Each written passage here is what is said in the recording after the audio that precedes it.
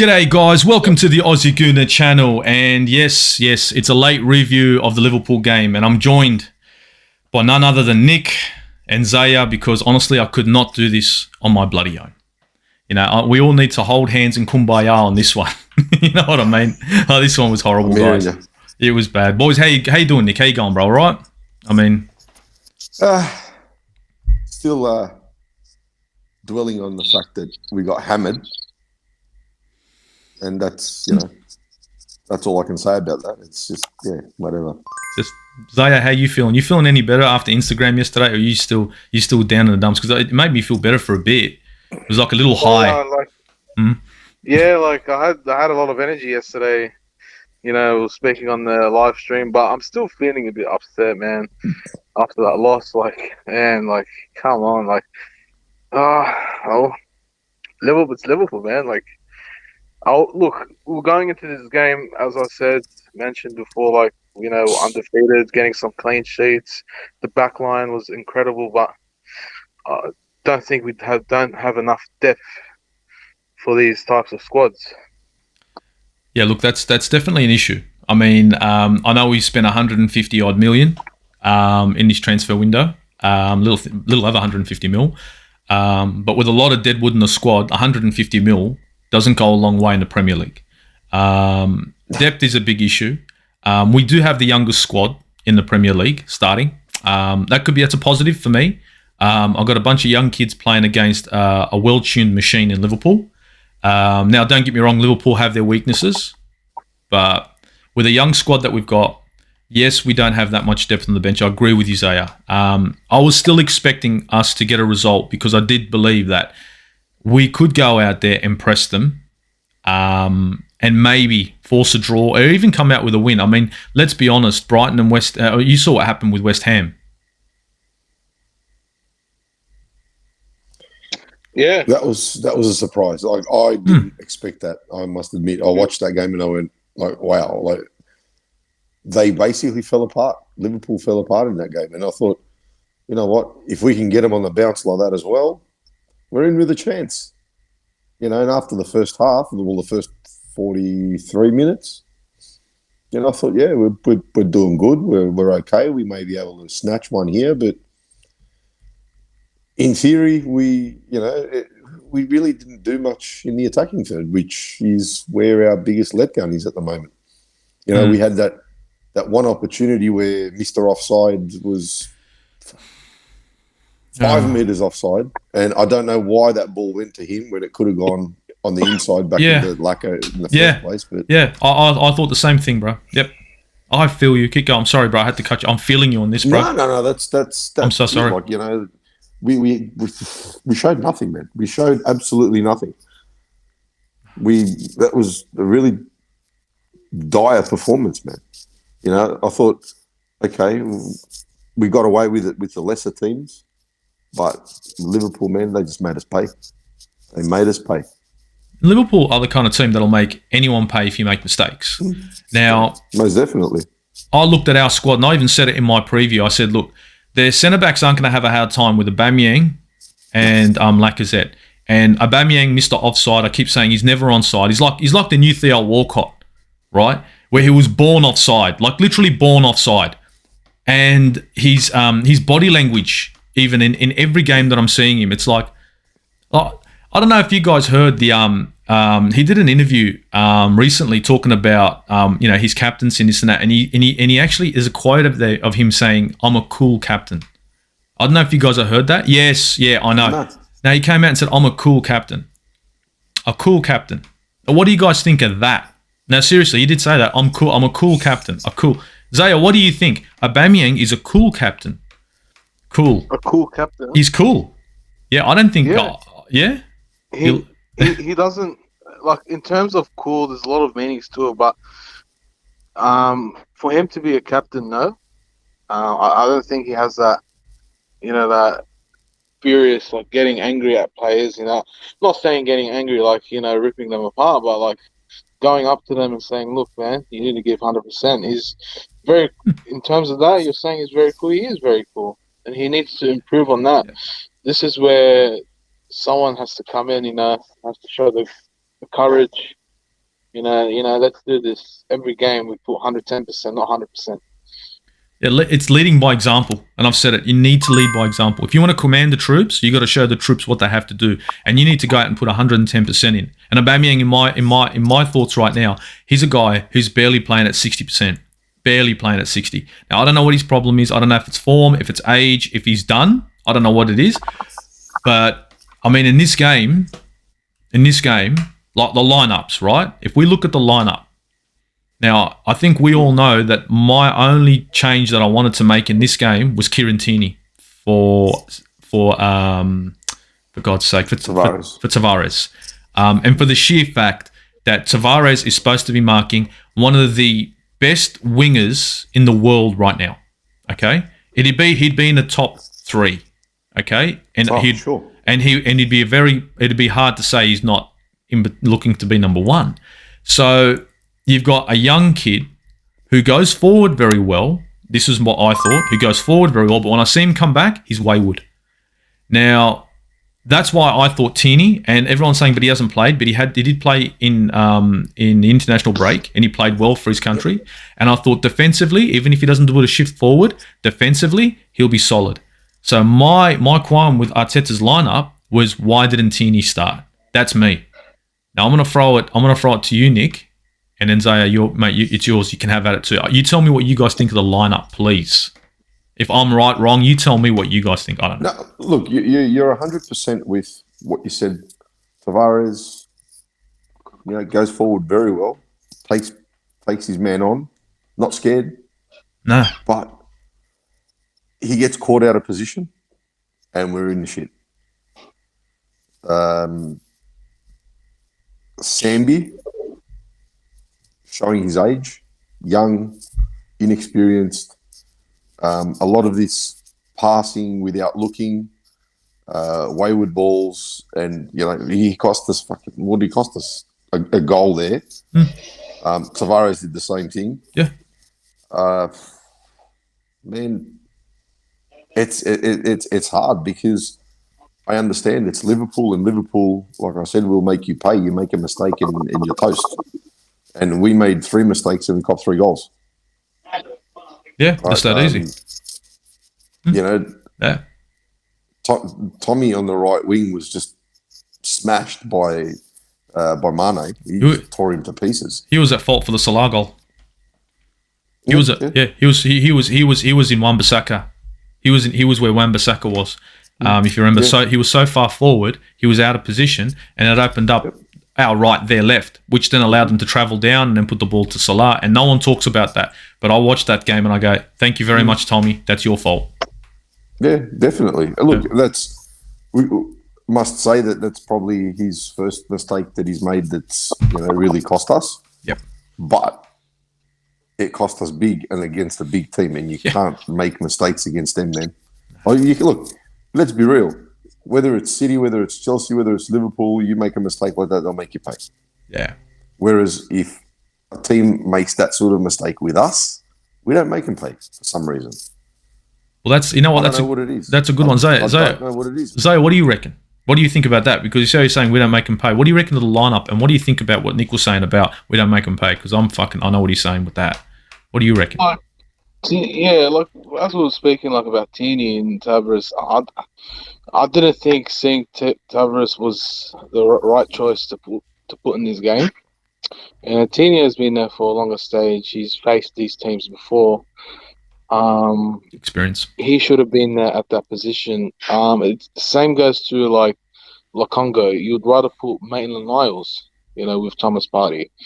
It's just they have enough experience. They've been there since he's been there since Arsene Wenger days, and Tierney's been here for about 2 to 3 seasons.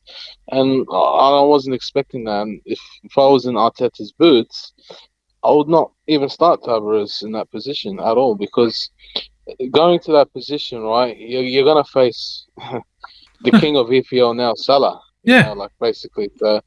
And then on the left, you had Mane that was creating problems with Tomiyasu. As I said before, no, it wasn't a great pick that Arteta made for that left side. No, because you've also got to look at the fact that, you know, okay, yes, he's young. He's still a kid, right?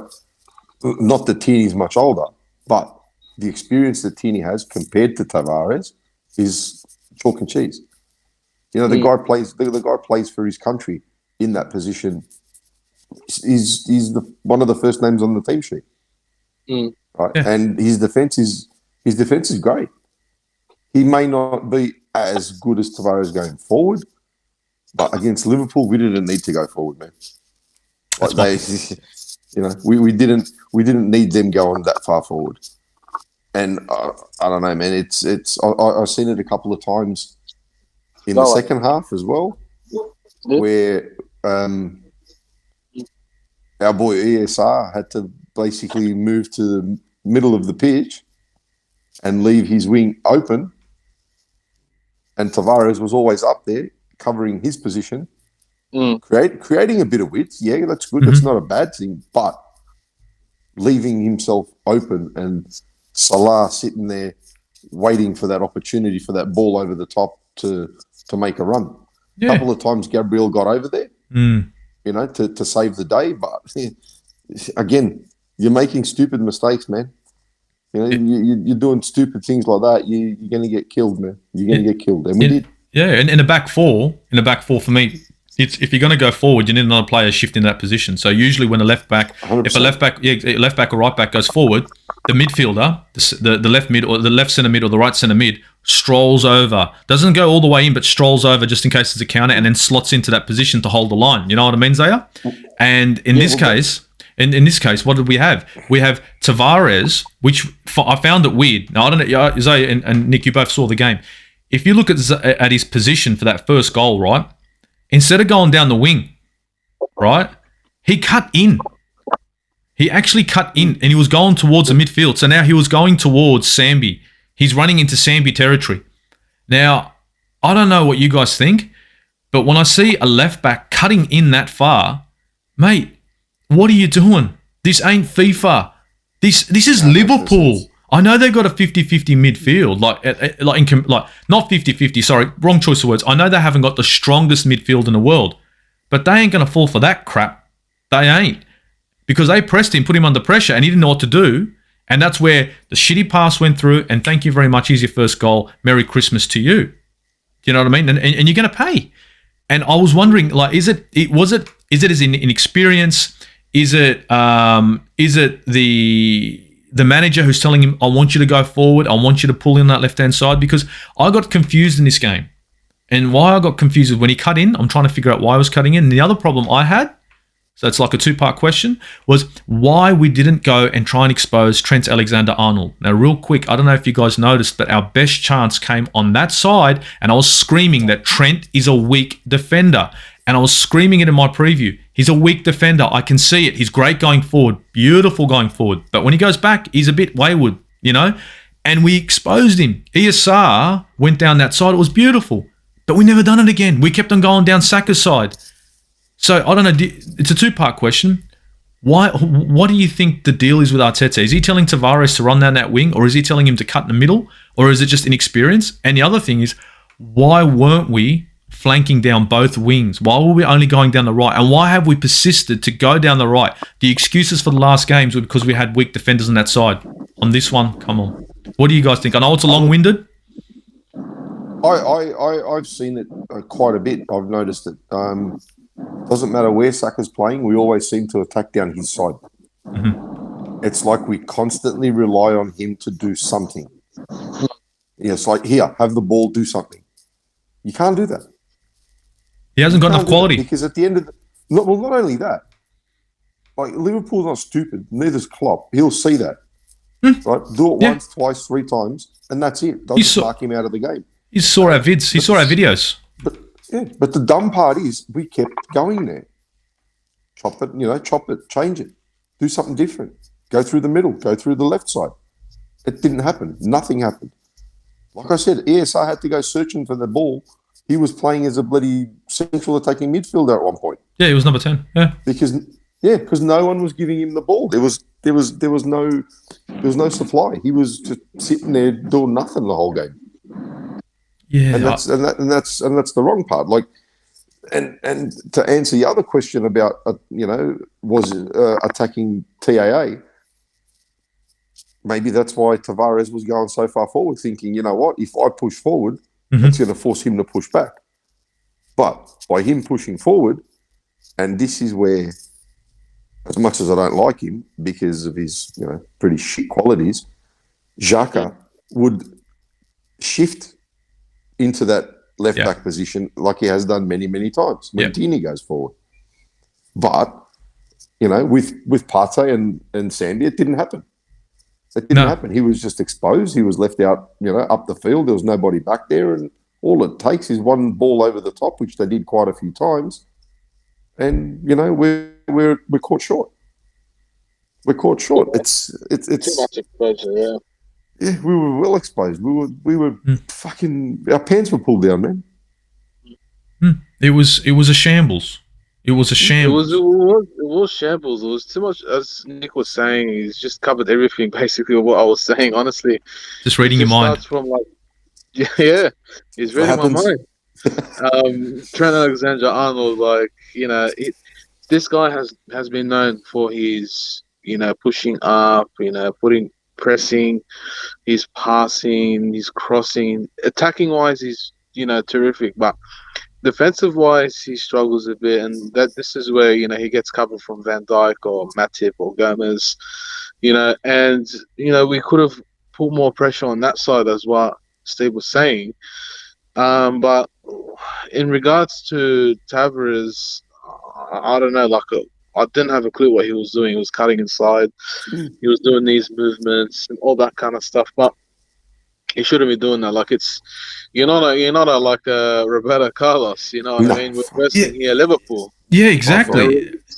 Someone like, who can I mention? Like a defender like that, you have to be playing with some other good players. In regards to that, like him cutting inside, then you don't have enough depth. You gotta be alert of what you're doing. You're facing a team that's previously won the Champions League and won the Premier League in that and form, But to say it again, Nick has covered pretty much everything, man.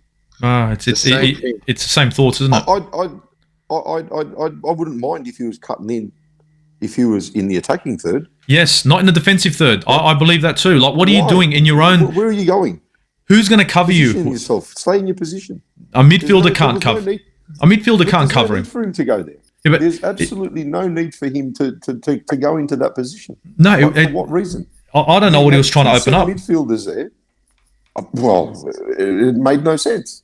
And it was exposed. It made no sense. And that ball that he put that he tried to put to Gabriel was fucking ridiculous. It's almost like putting a ball across the box when the attacks are coming towards you. It's suicide. Might as well. Yeah. You might as well have done that.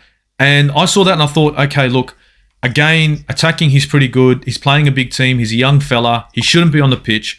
And this is where I'm going to go. I'm going to hit it on the manager's head. And I don't know if Zaya, tell me what you think. Do you give Arteta the blame for putting Tavares out there and hanging him out to dry? Because I feel as if he did. That's my opinion. I'm not blaming Tavares as much. I'm blaming Arteta because he should know his experience. He should know how good he is. I don't know, bro. I think he hung him out. Look, I'll put the blame more on what Arteta done with the tactic with Tavares. I'll put it on that. I'll put the blame on that because, as I said, putting this player in this squad at the moment and facing Liverpool was a wrong thing. And I don't know what he's mentioned to him, cut inside and all that kind of stuff. It was completely wrong. I do believe that it was based on Arteta's tactic fault. I honestly think it's got to be like the second goal, and if you look at the Aubameyang foul, the set piece, you remember the one that I'm talking about, and the Mane header, right? You remember that goal? Gabriel, who was he picking up? Because I don't know who. I know he was running towards Ramsdale and saying g'day, but I don't know what was his job there. I thought that his job would have been Mane because Tomiyasu's behind Mane, right? So Gabriel, the brick wall that he is, drops the ball and doesn't defend Mane. I don't know if you guys saw that. I saw that, but I put it down to having 7 people marking 4 people. We had 7 defenders Confusion. marking 4 attackers. That's okay. And if you look at, yeah, fine, but the front 3 were marking nobody. Well, the front three are making up bodies. They should be allowing the defensive line. They should allow the defensive line to do their job and not get in the way. So in this situation, you want Gabriel to pick up. You're going to think about it. Gabriel's going to have to be looking at Mane and saying he's an attacking threat. Ben White's going to have to be looking mainly at Jota, Van Dijk, and of course you've got Van Dijk there, and it's argy-bargy with Van Dijk. Well, if you looked at it, right, you had Van Dijk in front of Gabriel. Mm-hmm. You had Van Dijk, and then a metre behind him was Gabriel. A metre behind him was Mane, and he was lost. I think he was more. I think he was more worried about Van Dijk attacking that ball, where in actual fact Van Dijk didn't even jump for it. It kind of ducked under it. Mm-hmm. He kind of ducked under it, and it went like Gabriel just sort of watched it sail over his head and straight onto Mane's head. I mean, we all know Mane's a great. Neither here nor there. Mane's an aerial threat. Mane's great. But he was. They were neither. None of them were in any form of position to defend. As a defender, okay, I'm stuck to you. If you're my man, I'm holding you by the shorts. Exactly. You got to pick your man. I'm holding you by the shorts. I'm stuck to you, and I'm goal side of you. But this guy was standing directly behind him, but a metre away, and that's giving him way too much space, man. They gave them way too much space. There was no pressure on any of them. No nudging, no bit of laying the shoulder in or giving them a bit of a shove in the back. None of that shit happened. They just stood there with their hands by their sides. They look dumbfounded. They look dumbfounded. Soldiers, mate. Chocolate soldiers. I mean, the first two goals looked like our team were like, what the hell just happened? I mean, we're looking at this goal. We're looking at the Tavares goal. Our guys look retarded. And Zaya, you were about to say something. Sorry for cutting you off. What were you going to say just then? Can't hear Zaya. Zaya, can't hear. Can't hear. Can you hear me now? Yeah, clearly. Got you. There you are. It's bringing me like Mustafi vibes. Yeah. Almost. I mean, Mustafi just would have hacked him and given a fucking penalty away. Mustafi just would have... We'd done a penalty and then he would have done this. He would have done this. Well, that, and like he did nothing, and the guy's got a broken leg. The leg's broken, The fucking the ambos are being called. And Mustafi's like, well, this is like you fucking kill the guy. Yeah, I know what you're saying. Shambolic defending, and our defense has usually been something that I've been saying is wonderful, but in this game, it almost looked like the back line that we had at the start of the season. Yeah, they just didn't show up. They did not show up, man. They put absolutely nothing in. Like it's hard to believe that it was the same back four that we've been, using for the last 10 games where we went, undefeated. And we were doing well. Yeah, we were. But, so again, okay, it's Liverpool, but hey, you can't just give it away like that, man. It's a fucking joke. That was just really poor. It's a fucking joke. It's a fucking joke. It's a fucking joke. There's no other way of, look, the back six, including Sambi and Partey, shocking. Oh, look, man, at the end of the day, you know what? 10 out of the 11 were shocking. Yeah, we can only give credit to Ramsdale, and that's my opinion. He's the only player that deserves a pat on the back. Honestly, yep. My other look, I'm not even going to talk about.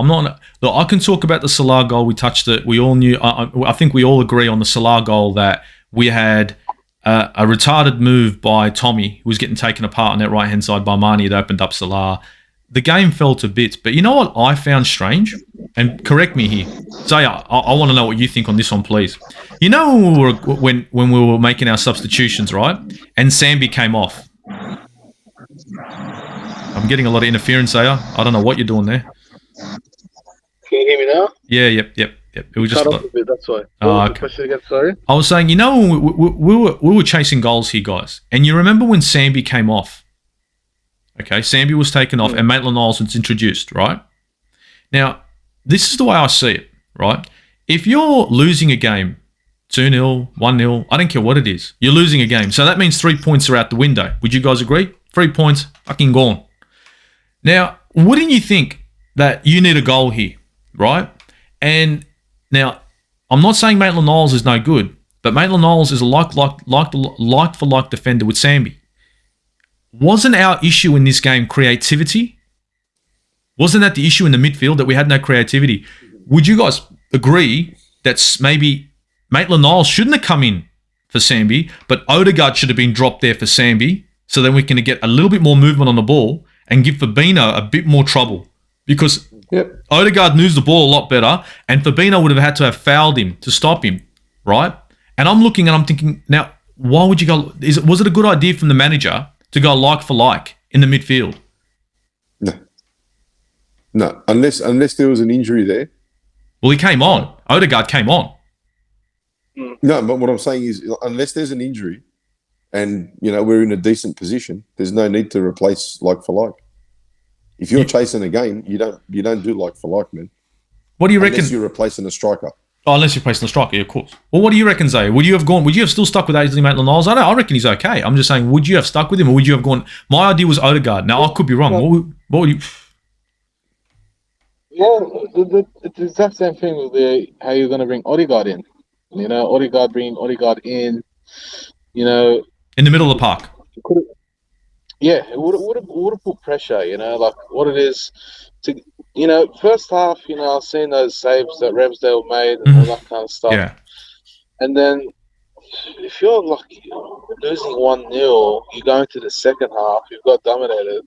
I think you needed to do something with the tactical wise, where you needed to bring someone in, to change the game up. And this is where we were talking about last time about Odegaard. This is where we need to find out where this guy is going to be playing, what position he's going to be playing. So it's exactly right what you said, Steve. Like tactical wise, I don't know what Arteta had mentioned before the game, but it was just outplayed. Whatever he's told before the game, it was outplayed. Yeah, we looked a joke, and honestly, I looked at that change, and as soon as I saw that change, guys, I went, "You put this young kid on the left back, you fucking moron," and then you decide, and your infinite wisdom, to go, "I'm going to drop Ainsley Maitland-Niles in there, mate." You're not defending a lead, you twit. You're losing this game, and you're losing this game because of lack of creativity. Aubameyang is useless in this game because he hasn't got the ball coming to him. You're going down just one side. You got Emile Smith-Rowe running in the center of the park to get the ball because they don't want to attack down the left. So I look at Arteta now, and I say, look, this game, it is to be challenging teams like Manchester City and Chelsea and Liverpool. We should be, because we are Arsenal. But that's a thought of nostalgia, where we stare and think to ourselves, well, we are the Arsenal. But the Arsenal as of late and of the last 10 years hasn't been the Arsenal that me and you, Nick, know, and maybe you Zaya, you saw for a while. So I'm not lowering our standards. I just want to call a spade, that this game was going to be difficult, but we weren't expecting it to be as shambolic as it was. Now, I know a lot of people go, oh, you jumped the gun. I didn't jump the gun. I don't have any false pretenses. I honestly thought that we could have got something. But I don't believe that we can win the Premier League this season. I wasn't expecting that this season. I don't think any Arsenal fan was expecting that. I even have said that Mikel Arteta by November needed to have 10th position and a direction of a style of football with an identity. He's given me some sort of identity, and I'm sitting in 5th, and we're going to be chopping and changing from 5th to 9th and blah, blah, blah, depending on how results go. Okay? But I look at it now and I say to myself, what are you guys thinking? Long-winded, that one. What are you guys thinking of Arteta thus far, including this game? Overall, so far, from the shit start to where we are now, okay, I'll throw it at you, Zaya. How do you rate him so far? Honest opinion, and I don't care if you tell me he's fucking wonderful and you want to keep him. I'm not going to come down on you. I'm not going to do that. Well, Oh, absolutely. I'll give you the honest opinion, Steve, and Nick's listening too. Look, he's come through, with the start, trying to figure out what to do with this squad, especially it's a young squad, man. Like an average age, is 24. Like come on, like he's coming in, he's trying to, teach the little kids, how to play football, my football. Look, first three games, we went downhill. We're going, facing Chelsea, I wasn't really having the hopes of, getting a win, but in the past history of Chelsea, we've done great stuff with them. We've able to get those equalizers, happening like a 2-2 draw, winning them 3-1. Then moving on to Man City, I felt that it's going to keep going.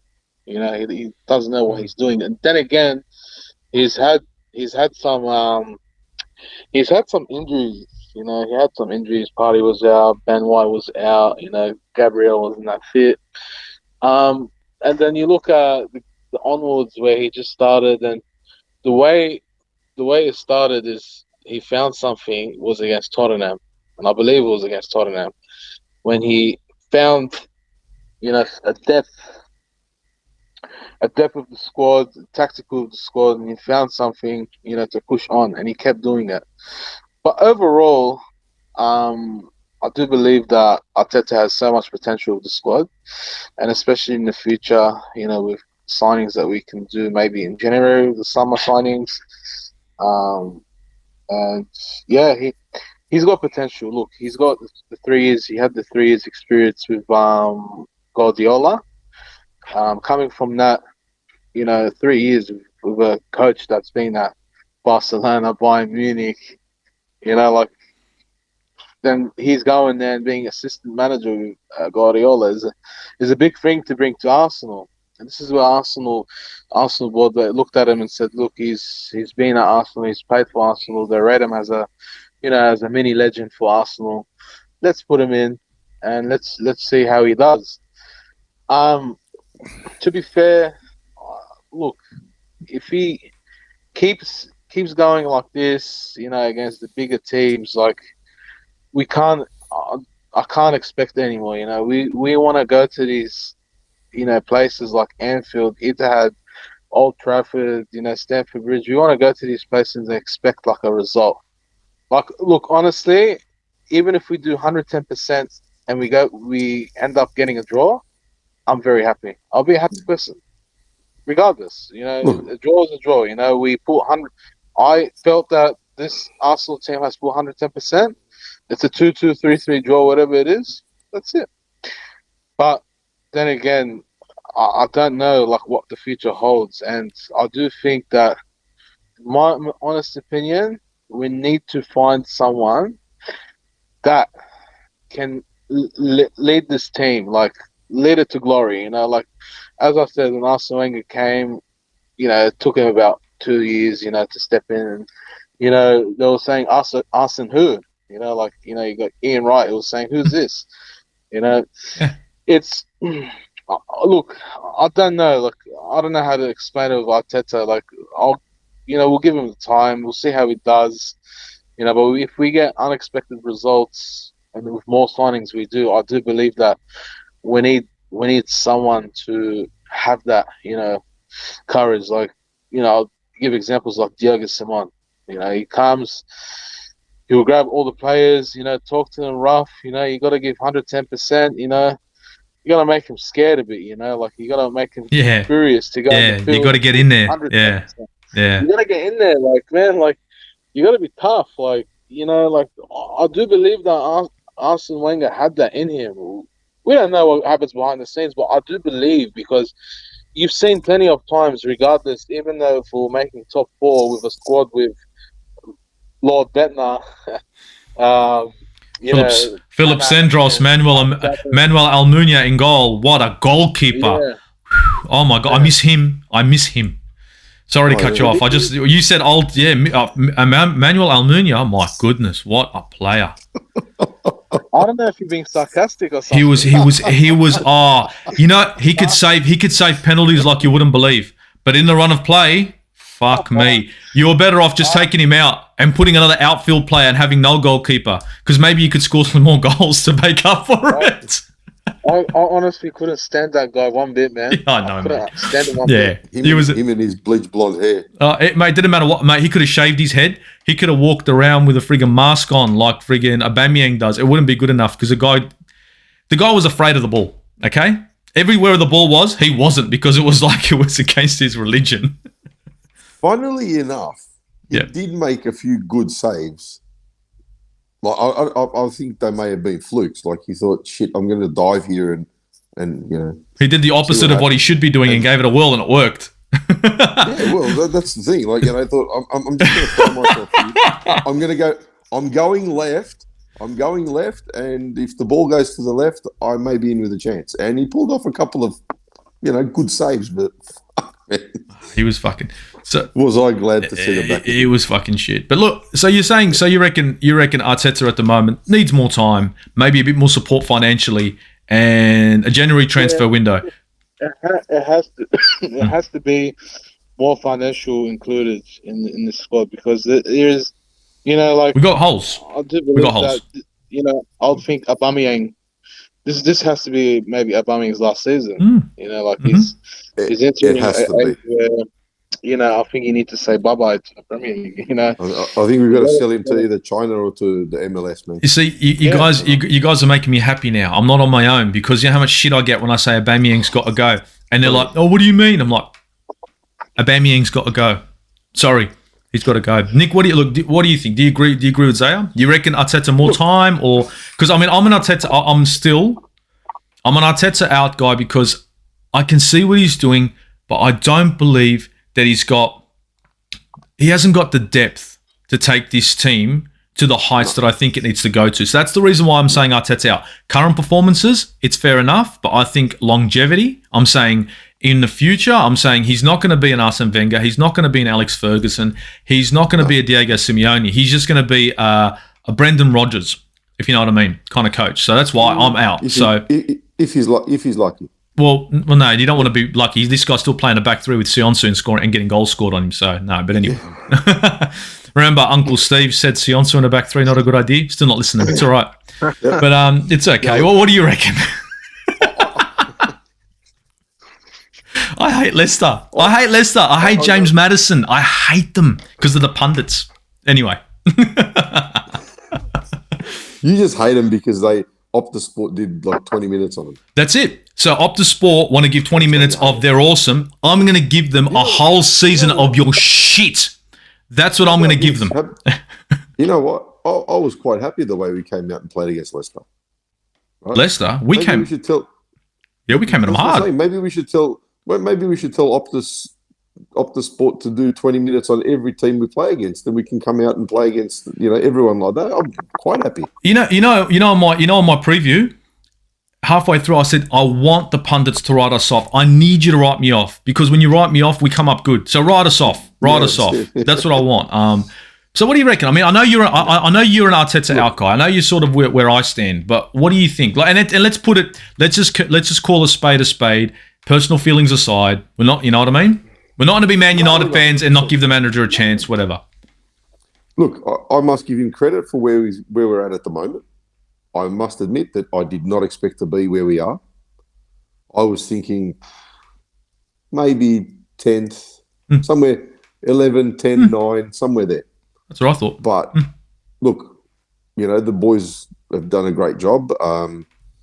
Yeah, okay, we beat some average teams, but hey, you can only play whoever's in front of you. You know what I mean? Like, and we're not playing City, Chelsea, and Liverpool week in, week out. Exactly. There's 17 other teams or 16 other teams that we play against, and it's not only them. Those three. So tactically, I'm not sold. The depth. Another thing that I don't like about him is if we go down 1-0, 2-0, he gets panicked. He panics a lot, and he starts throwing his arms around. He starts yelling and pointing at the players and telling him, run this way, go that way, do this, do that. He's doing this. And you're like, the fuck, Mate, Who's that? Yeah. He looks like he's bringing in a fucking jumbo jet, mate. Yeah, You know, yeah. It looks like he's parking a jumbo jet. Yeah, exactly.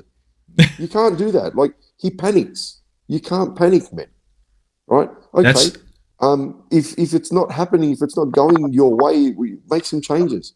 Now, Is that because of his okay, inexperience? Maybe his inexperience. I think it is. I think it is, because at the end of the day, it's one thing to be assistant manager, right, and set up the cones at training. It's another thing to be, number one and make the tactical decisions and choices and lineups and all that sort of stuff. And that's where I think he's lacking. Yeah. Right. Okay. A lot of people will say, he was a decent player. Decent. Yeah. Okay. But whatever. He was the equivalent. I didn't see anything decent. He's the equivalent, and if he's lucky, the equivalent to James Milner. If he was lucky. Yeah. And that's James Milner would just be a little bit above him, but that would be his career, like in a nutshell. He was better for Everton than he ever was for Arsenal. So most definitely. yeah, he's more of an Everton star. So nah. Yeah. So you reckon? Like I said, I give him credit for what he's done, like so far. But as we've seen, okay, the first couple of games against like Chelsea and City, we were nowhere. We didn't have a settled team. We didn't even have that. The team that we've got now didn't even exist. The back line and the goalkeeper weren't even there. No, that's right. And so I can't judge him, on those two games there. But against Liverpool, he was caught out. He was found out big time tactically, and it just showed that he's got nothing. Yeah, he had nothing. Right? And he can't rev the team up. That's what gets me. Like, you saw what we did, right? 44 minutes, we held them to 0-0. They attacked and we defended, and they got that goal. They did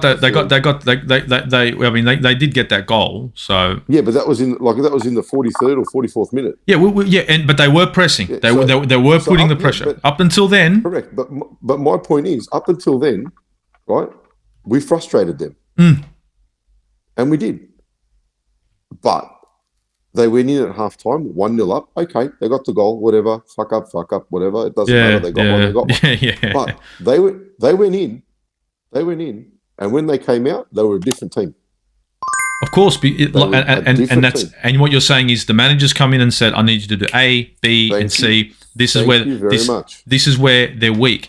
And I agree with you on that. I agree with you, and the reason why I was happy for you to say it is because I'm screaming about Trent Alexander-Arnold being a weak defender, and this bastard isn't taking advantage of it. So look, for me, we watched the game. Yeah, we watched the game. We were in conversation during the whole game, were we not? Yeah. Right, and we could see what was happening. We could see what was happening. We could see that ESR is moving into the center of the pitch. He's a number 10. His wing. He's almost an Ozil. Yeah. He has to travel in the ball. Or come all the way back. Just to get on the ball. If we can see that, why the hell can't he? Now that's what I'm saying is I agree with you on this when it comes to tactics. That's where I'm saying he doesn't. I'm not sold on him, man. I am not sold on him. Call me whatever you want. Say whatever you want. Like Steve says, put it in the comments. But at the end of the day, I'm not sold on him. No. Neither am I. I don't think he's the man for the job. No, neither am I. I'm not. I don't think to lead us out of this and to a future. I don't see it. No, I'm not saying that just because we lost to Liverpool. No. I was saying it before this. I was saying before. But some of his tactics, some of the substitutions he's made, some of the things that he does during the game. Well, you want a goal, right? You need a goal in this game. Why is Martinelli not getting a look in? You need a goal. Look, it's called throwing the kitchen sink at a game, right, boys? You're losing. It's out the window. 3 points in the fucking bin. It's done. It's finished. Now, if it's done, you go down 2-0, 3-0, 4-0, 5-0. I don't care. Throw your attacking players on there. Throw Martinelli on there. Throw Odegaard on there. I don't care who else you have to. Take Tavares out, play a back three for all I give a shit. I really don't care. Yeah. And throw the kitchen sink at Liverpool.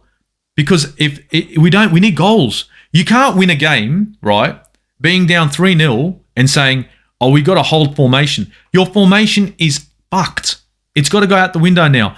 Now, I've said it about Liverpool and said Liverpool, Jurgen Klopp hasn't got a plan B, right? He hasn't. He does plan A very well, and I do believe it costs him sometimes where he doesn't have a secondary plan.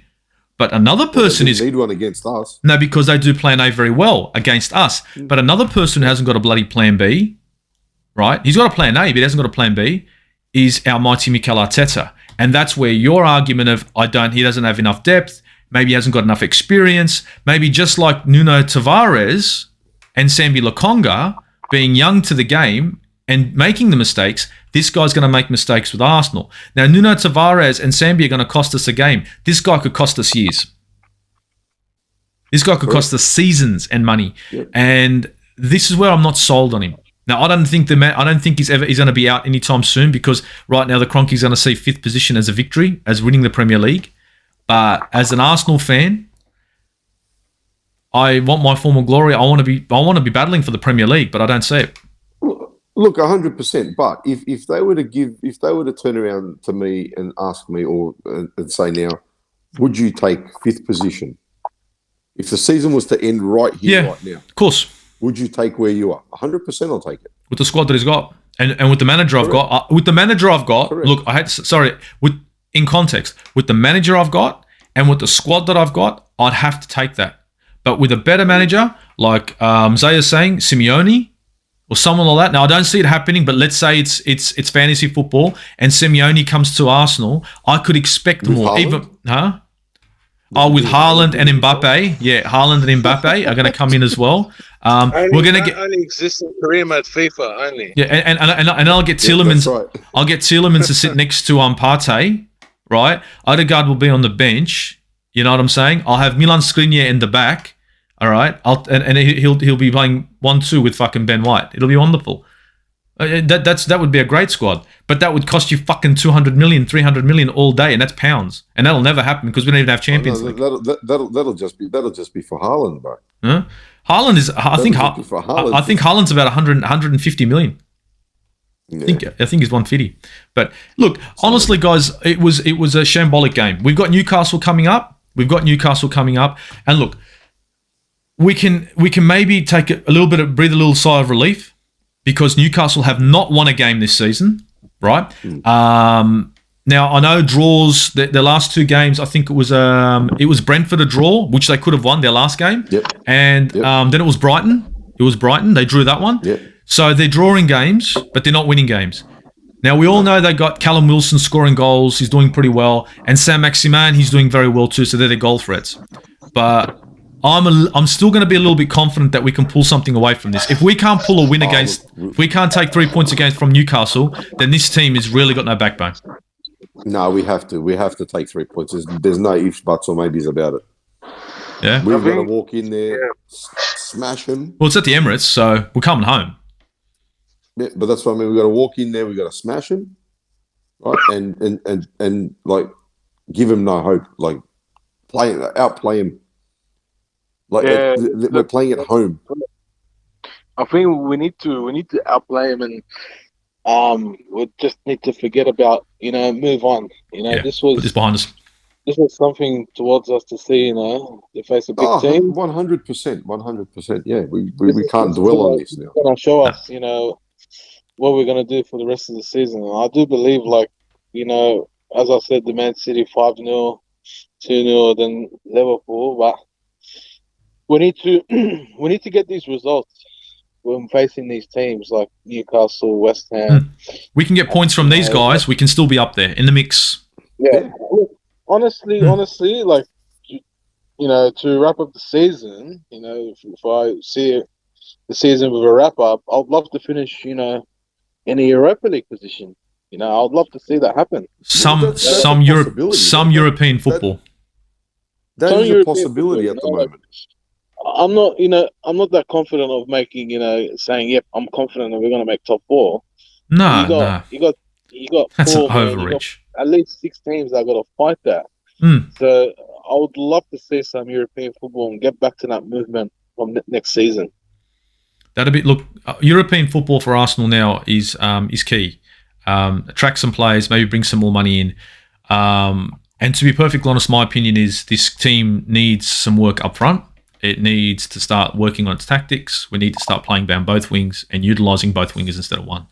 But if we get European football this season, I know it's not winning a trophy. I know it's this and that, but it's progression. Again, I don't think Arteta is the man for the job, but if he progresses that far, he's not going to be booted. KSC, Cronky Sports Entertainment's not fucking going anywhere. There'll still be RKOs and fucking tombstones coming out of them left, right, and centre. You know what I mean? That's never going anywhere because they are the problem for this club, and that's my opinion. They're the ones who appointed Mikel Arteta. They're the ones who look for yes men, and they're the ones who gave this yes man a lot of money. So, look, hopefully we can get 3 points against Newcastle. I reckon we can. I reckon we can pull a 1-0 against Newcastle.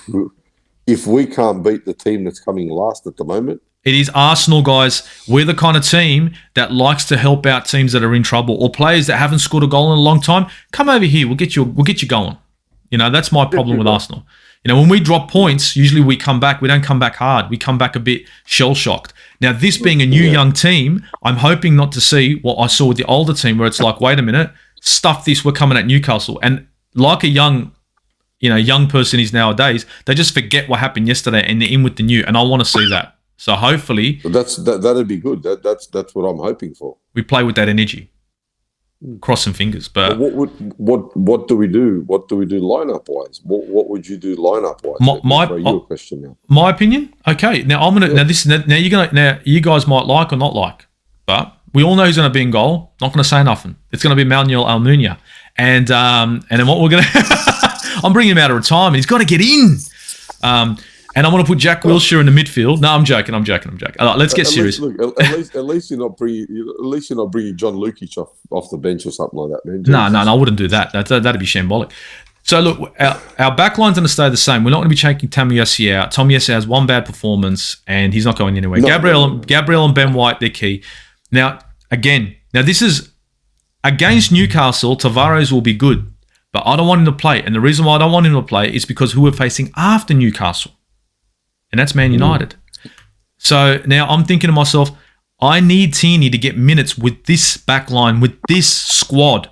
So what I want is I want to see, and this is going to be, I know it's a dream. I want to see Tierney to play in the midfield on the left-hand side. I need him to get an easy game against Newcastle to get his legs moving and the feel of the Emirates, especially at home. You're back. Everyone chanting his name. Big him up.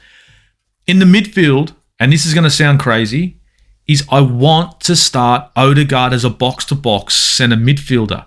I don't want Lokonga in there. I want Odegaard in there, and I want to try it against Newcastle because they're the bottom team. Okay, it's the bottom team. It doesn't work out. If it doesn't work out, my deal is if Odegaard's not doing the job and he's getting over under the midfield, we take him out. We could put Sambi in. We could put Maitland-Niles in the second half, whatever. But I want to try it. I want to try it beside Partey because I believe if I've got Odegaard there, right, feel me on this, ESR on the left-hand side is going to get a lot more decent quality passes getting through to him from Odegaard than he will be from Tierney. And that'll open up. So I'm hoping that Odegaard can play sort of a number 10 role, but from a number 8 position. The rest of the squad stays the same. I don't want to see any changes, and I want to see Martinelli come in at least in the 60th or 65th minute, but not for Lacazette. But for Mr. Aubameyang. I want Lacazette to play the whole game, and I want Martinelli in front of him. And I bet you if I have that, I'm going to get goals. So that's what I want. Those are my tactics. And I don't know if you guys agree. They might be a bit weird, but that's what I reckon. Yeah, it makes a lot of sense. It makes a lot of sense. Would you guys go with it? Yeah, I would 100%. Zaya, if it's something different that you want to throw in there, I love to hear other tactics. I just think that would be a good tactic to take up against Newcastle because it could be. You remember that Plan B I was talking about? Doesn't it sound like a bit like a Plan B, a bit of a change, a bit of a because we don't have any problem. We have problems attacking now. Do we have problems going down the middle of the park? Maybe our Plan B should be 4-1-4-1. Yeah, 4-1-4-1. That sounds great. Yeah. I mean, we could do that. Or you know what we could do is we could show up to the game and get all 11 players to sit in front of the goal. All of them. And just become a brick wall. And they can just sit there and do this. And they're just getting belted by the ball. And we could just get draws all season. You know, we just put holding. We put all the tall players in there. So that way it's really hard. Yeah. I just think that our problems at the moment are fluidity down the middle, and I think Odegaard could help us out as a number 8, but like a number. You remember Santi Cazorla? You guys remember Santi Cazorla, of course. You remember what Santi could bring to the game? Now I'm trying to build another Santi Cazorla, but with Martin Odegaard in a 4-4-2. I think you're right. I think you're onto something. Like it makes a lot of sense because, again, I've never been a fan of playing 2 defensive midfielders. Like for like, yeah. No, I'd never put 2 in the back. You want a box to box and a DM. That's how I am. Correct. Yeah. Because at the end of the day, if you need an extra 2 players to stand in front of your defenders, that to me tells me you have absolutely no faith in your backline. Mm.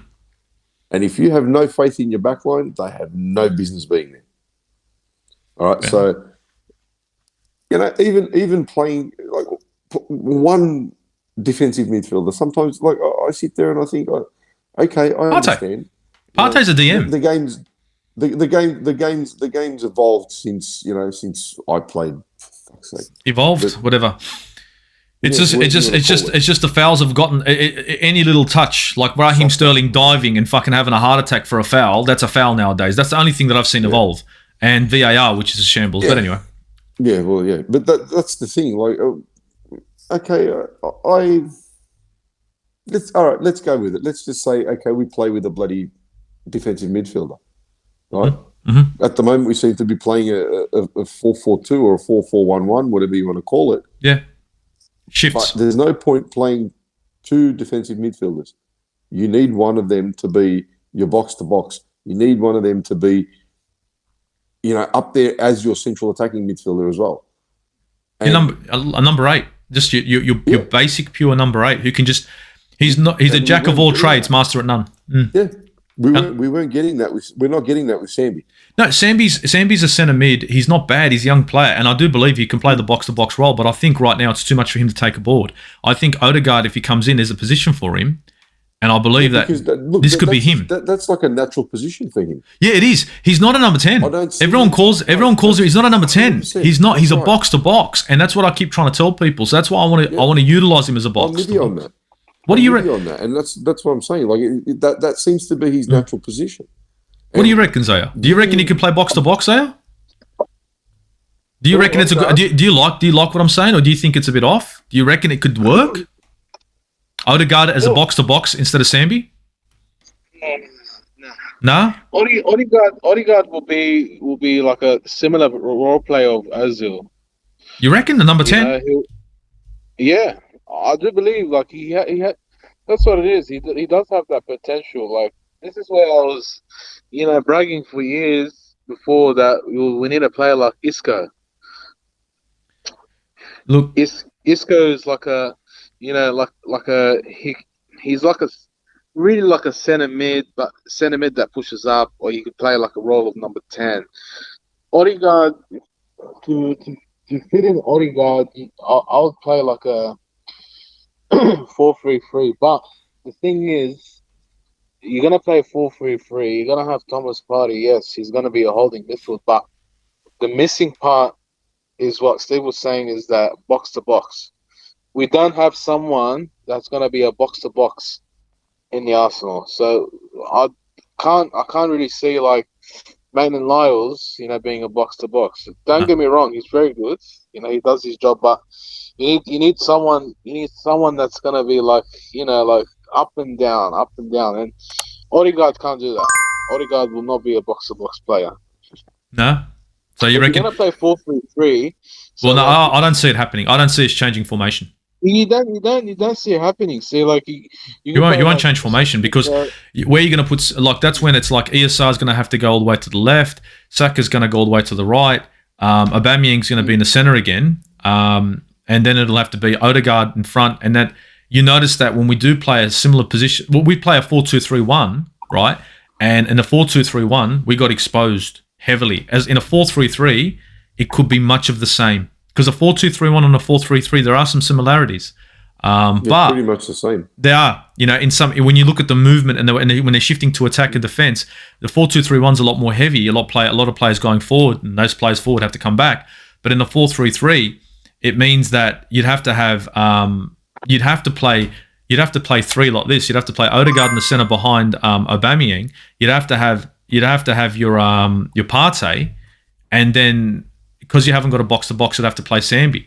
And and then they're either going to have to be wide or they're going to have to be close. So that means that the movement down the wings and then the midfield is going to be a little bit freer. Because if you're going to play three across, I don't think Partey. I don't know if you can hold it. I don't think Partey's as good as Fabinho. He's good as Fabinho, but I don't think that formation would suit him. Partey by himself, like scary. It's scary. Yeah. That's right. Exactly right. You took my word. Like.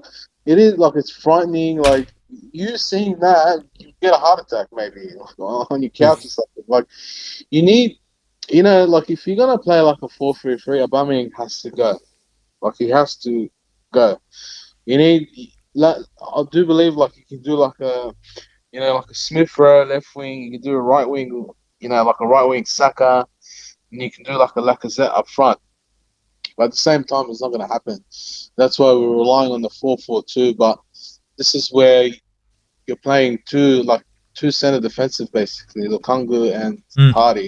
This is where we need like a player that has that playmaking role, that can go in between, make those passing. Because every time I'm seeing Odegaard, honestly, when he's starting, he had that starts like last season, and then when he was on the loan, he was doing a spectacular job. He was getting those passes through. A lot of incidents where they were like, "Oh, this guy's passing like, he has the similarities of passing like Ozil." Not exactly the same as Ozil, but he does have that potential to be like a Ozil, like that playmaking role. And I do think that Arsenal is missing that a lot. But in the formation that we've got, right, with the players that we've got, that's what's difficult. I don't like. I'm saying like in the next game against Newcastle, I don't see him shifting the formation from a 4-4-2. I think that's his formation. At most, he might put. I mean, 4-1-4. It's a what is it?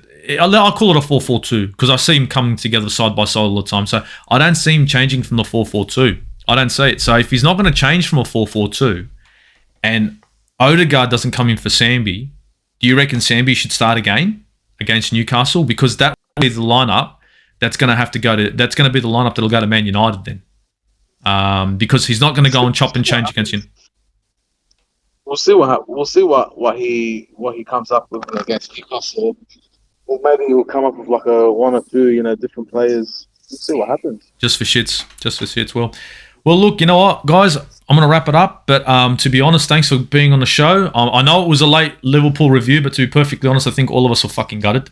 I'll be honest. I was happy that we didn't do it straight after. When it's like, oh, can't do it. I'm like, good, fucking good. I don't want to do it. I don't want to. And the thing is, I'm not a chicken shit. So I'm like, I've got to put. I don't want to be one of those friggin' YouTubers where it's like, oh, we didn't play good. I'm not doing a video. No, I'm not a fucking bitch.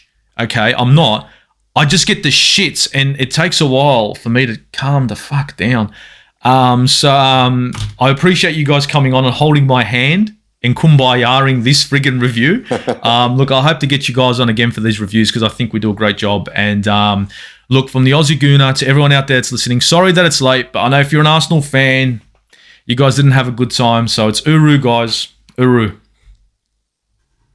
All right. Take care, boys.